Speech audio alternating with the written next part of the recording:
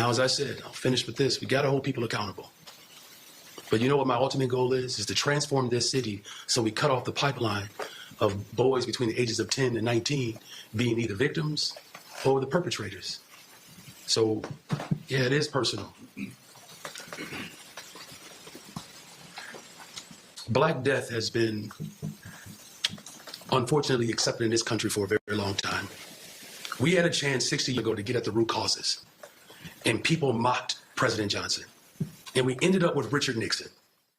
Greetings and salutations, loyal viewers of this channel. My name is Sean, and today we got to talk about what is going on in the city of Chicago, because they experienced an especially bloody weekend over this past week and into the weekend. Of course, I'm talking about the 4th of July shootings that saw 19 people get killed, 84 people get wounded, but unfortunately, that is not the only story out of this. That is not the only horror show that we saw on display, because Mayor Brandon Johnson, the defund the police guy, the I'm not going to prosecute anyone for anything kind of character, has decided that he found the real culprit behind this. It's not the many shooters, it's not any of the gang activity, it is not the policies that he has advocated for and instituted as mayor of Chicago, it's not even the policies of his predecessors, which are in line with his woke ideology. It is in fact Richard Nixon. Somebody get the ghost handcuffs, because we need to arrest Richard Nixon, because it turns out his evil white racism is what has caused the violence that we saw in the last week. And no, I'm not joking about this. This is one of the most absurd things that you could possibly say, yet it is being offered as the solution post the shooting again that started last week and continued into the weekend, because why take any accountability for anything when you could always blame a ghost of racism past in order to get your way and in order to obfuscate what's going down. Now, we're going to get into this, but before we do, thank you to everybody who supports this channel via actualjusticewarrior.com/join. Give me the money. Give me the money.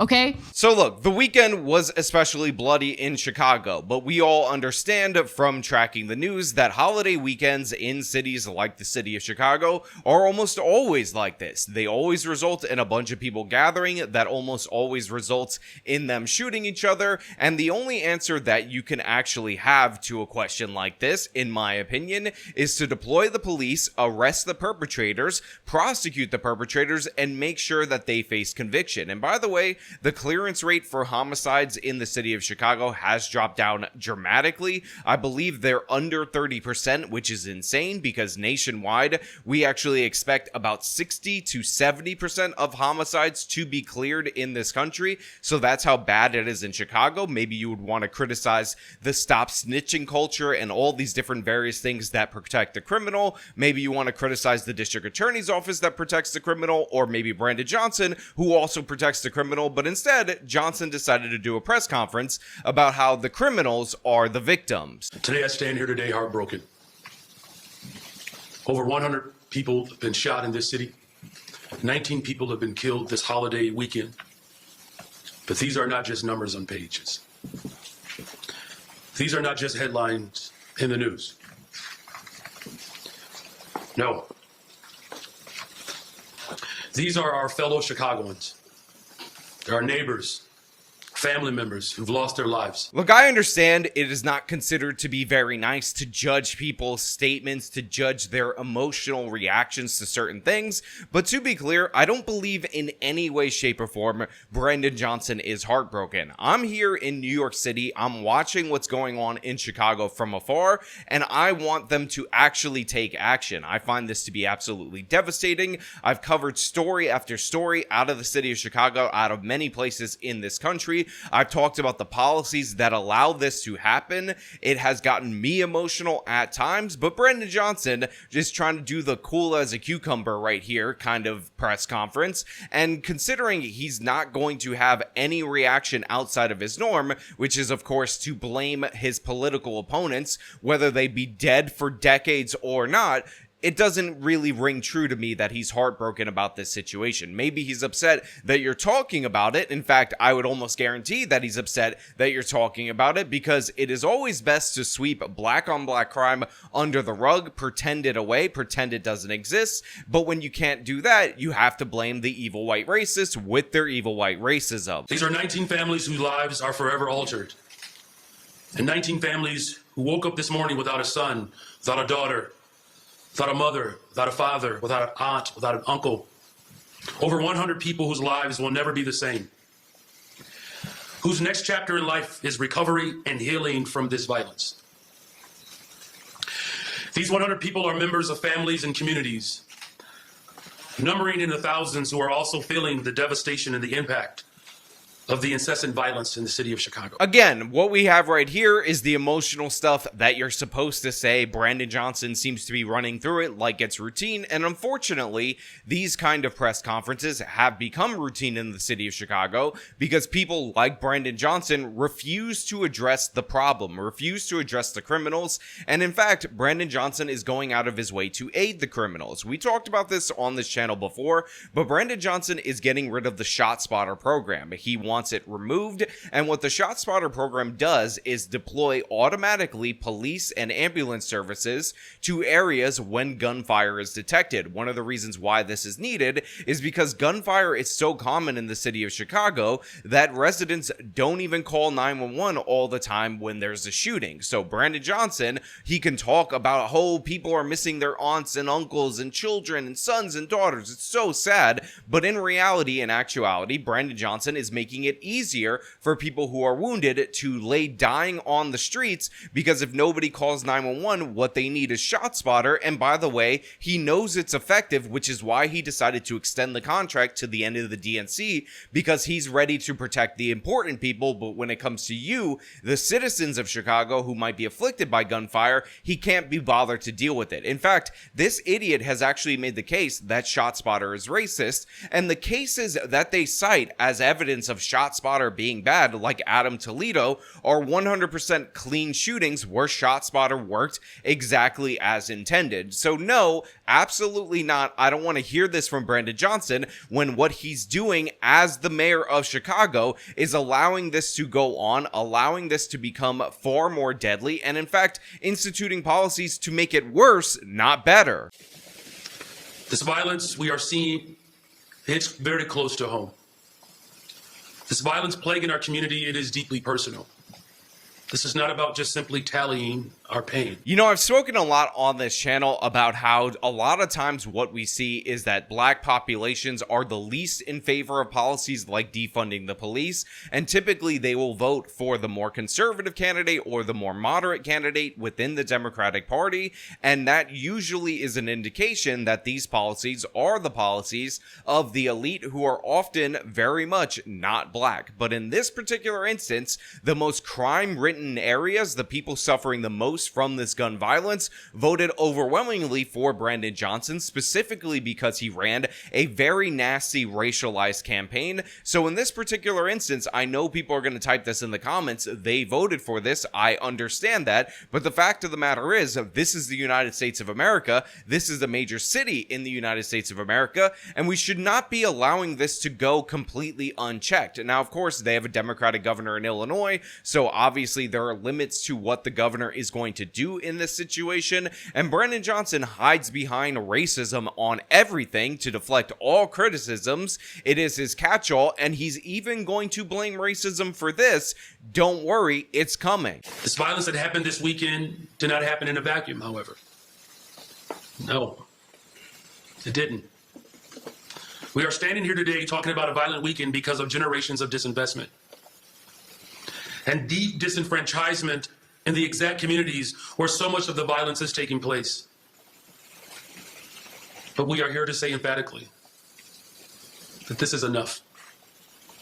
It's enough. This is quite possibly one of the most shameful press conferences I've ever seen in my entire life. I call it unbelievable, but the fact of the matter is, I've been covering Democratic politicians, progressive Democratic politicians, for a long time on this channel, and unfortunately, this is standard fare. This is typical. This is what these people do, and it's absolutely disgusting. If this guy's talking about disenfranchisement in these neighborhoods being divested from. Let's be clear about something. The crime precedes this divestment. When Walmart closed all of its locations in Chicago, that wasn't because they were evil white racists and they decided that they wanted crime to go up. It's because those Walmart locations were never profitable in the city of Chicago due to overwhelming instances of rampant theft, the crime, and that forced them out. That's what drove these areas into poverty. You cannot be surprised when you have insane amounts of violence in your area that people don't want to open up businesses in that area. Well, I guess you can be surprised if you're an absolute buffoon like Brandon Johnson and you're at the point where you're deciding that maybe you want to open a government-run grocery store in a major city that should easily be able to support a grocery store because of all the closures, but you never want to address the crime, the thing that's actually causing this. So no, absolutely not. This is not due to divestment. This is not due to poverty. We don't need to go out and arrest poverty. We don't need to find a description for it. We need to find a description for all of these suspects who shot these people, who ended up killing people over this holiday weekend. You need to do something about that, Brandon Johnson. Actually hold those people accountable instead of trying to hold abstract concepts throughout history, most of which you've made up and you're completely wrong about accountable, you absolute buffoon. When this reckless violence ravages across our city at this magnitude, we are losing a piece of the soul of Chicago. And it deeply pains me to admit that, but it is true.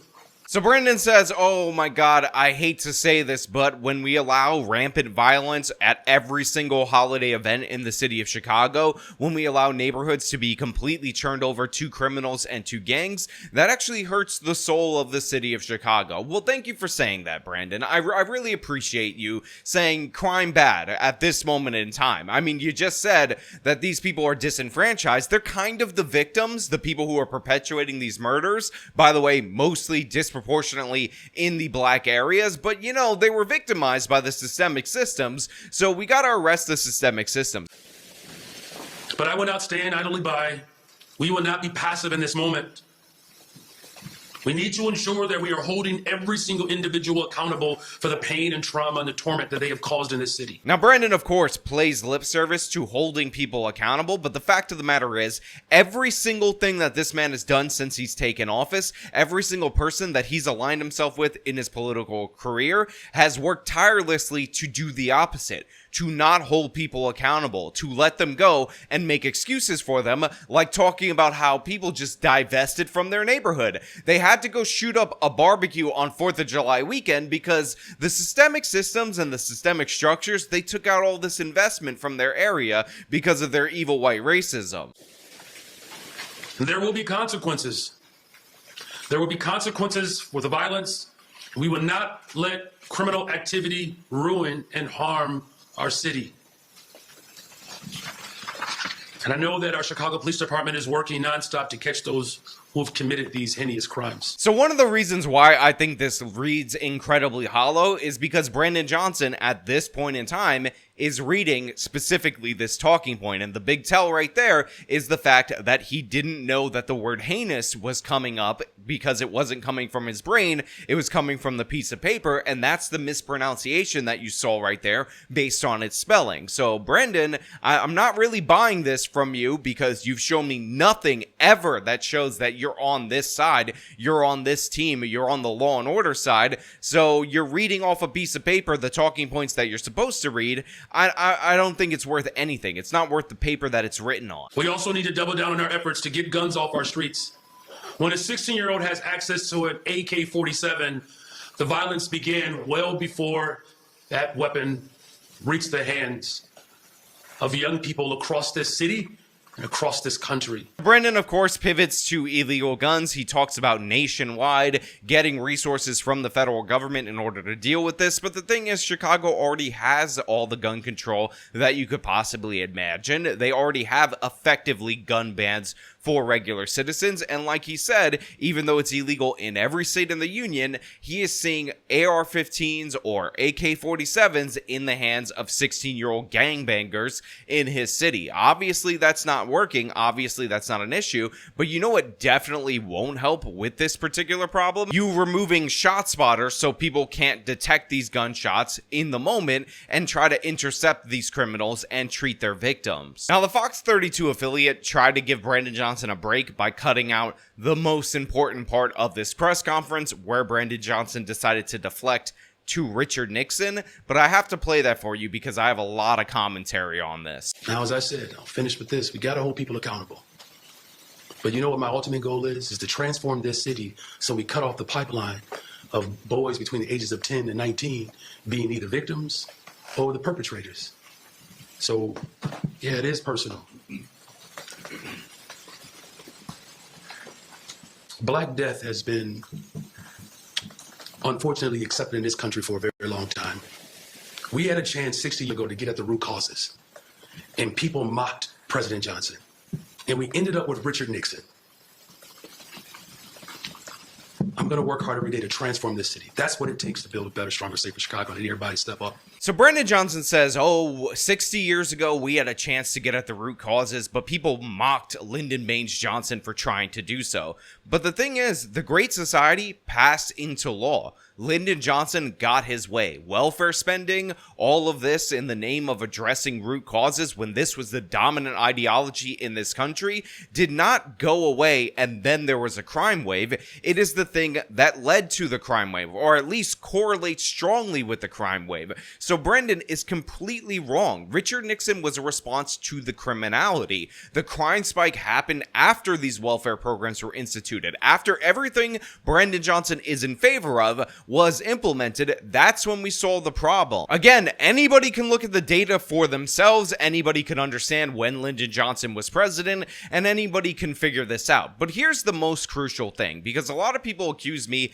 of not caring about root causes enough and not talking about it enough, and the reason I don't care about root causes, or I don't talk about them not enough, I talk about them the appropriate amount of time, is because root causes only matter if the most efficient way to address a problem is to target the root cause. So even if we bought into Brandon Johnson's premise that the root cause of crime is poverty and Lyndon Baines Johnson's welfare programs being instituted, which they were, would fight crime, which they didn't, even if we ignore all that, the fact of the matter is we spent trillions of dollars on that strategy. It didn't have any impact on crime. So even if it took a little bit more money or a few more trillions in that direction, that is not as efficient as greeting the problem where it's at on street level with the police. Think about it like this. If somebody is diagnosed with HIV, we don't do nothing except for look for a cure for HIV for that individual, even though a cure, which would actually address the root cause, the viral infection,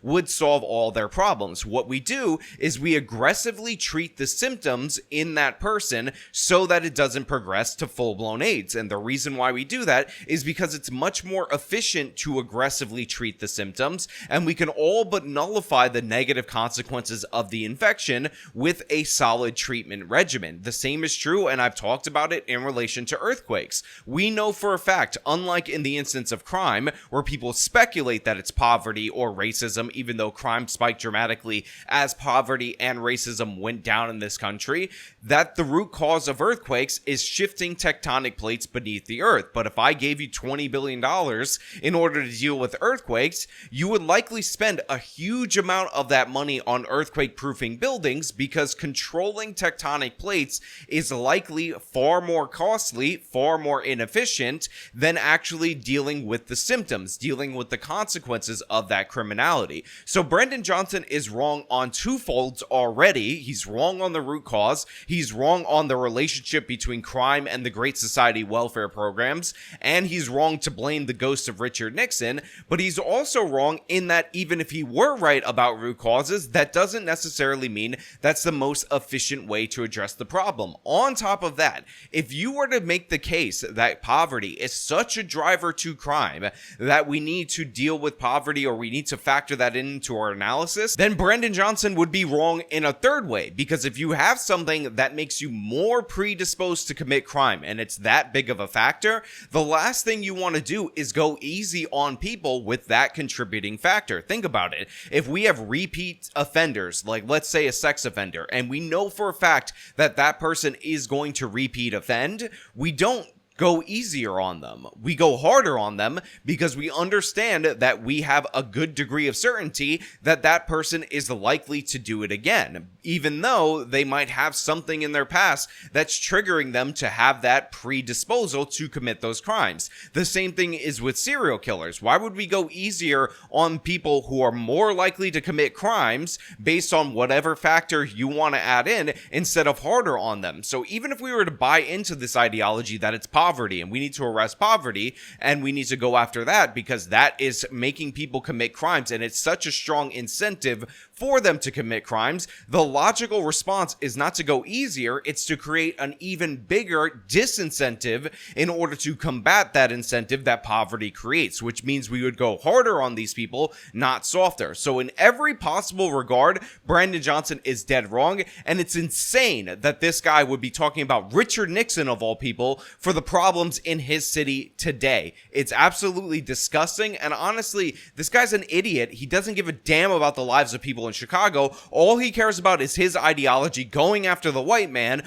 blaming evil white racism, and deflecting all criticism away from himself. But you know what? Those are just my thoughts. I want to know what you guys think down in the comments below. If you like this video, show them by leaving a like, subscribe for more content, follow me on my social medias, support me via the support links in the description of this video. This has been me talking about the insanity of Brandon Johnson. Till next time.